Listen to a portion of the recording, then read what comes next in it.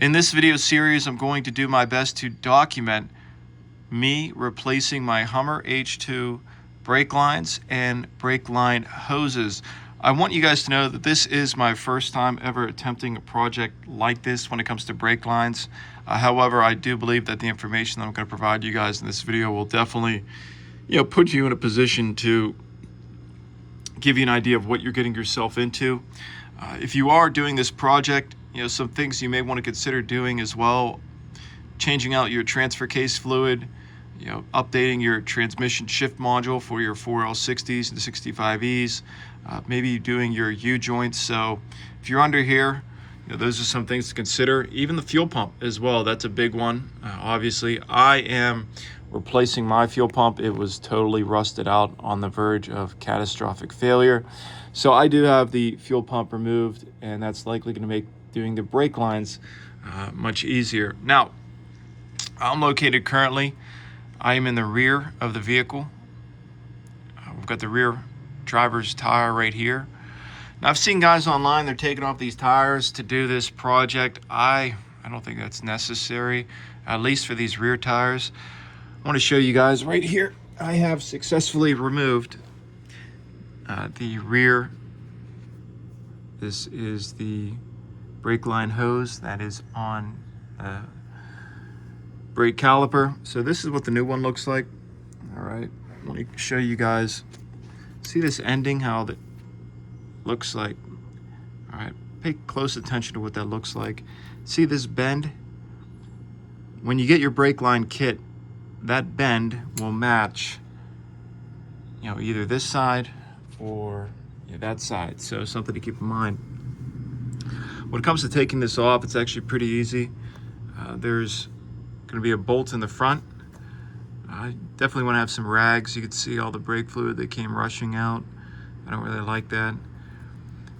Your gaskets, all right.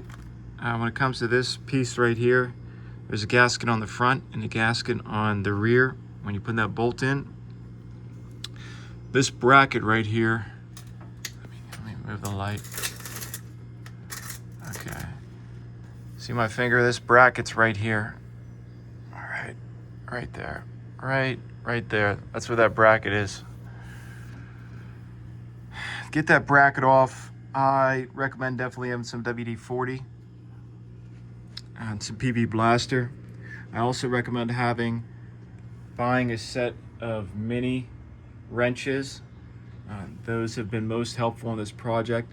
I also bought a set of Crow wrenches. I haven't used those yet, but likely they'll come in handy. When it comes to that bolt, pretty simple, just take it out. When it comes to this bracket right here, so you want to take the bracket off. When you get the bracket off, the line, look at this, the line sits inside that hole. What this is a clip. That's how this piece works right here. So you get it off, and what I used was a flathead and a hammer, and I got that clip off. So I'll just be reassembling that. So again, I don't have to take the tire off. That piece right there, the brake line was in that. There is a clip at the bottom and then a clip at the top. It's really funky. You just got to work it and it comes off. The way these brake lines work too, let me see if I can get it, is that one is going to run like this and up. One's going to run from here and up. It's going to run into, you've got two brake line hoses. All right, you can see right there. I'm going to replace those as well. So those hoses right there run to the top, and then more brake lines pop into that. So that gives you a high-level rundown of just this rear section. Also, you want to take a look at some of your hoses. Like, this is loose. I got to get this moved up here. Some of these clips are broken over time, so this should be like that, and there actually should be one right there as well. So take a look at everything. We're going to get this cleaned up. Take a look right here. See that old one with the pigtails? They did a terrible job. This thing exploded on me while I was driving. So stick with me, guys.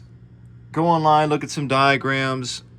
What I did too in my kitchen was that I set out all of my brake lines. They're labeled pretty well. And when it comes to labeling them. Get everything organized, and we're just going to go step by step in this process. Take your time.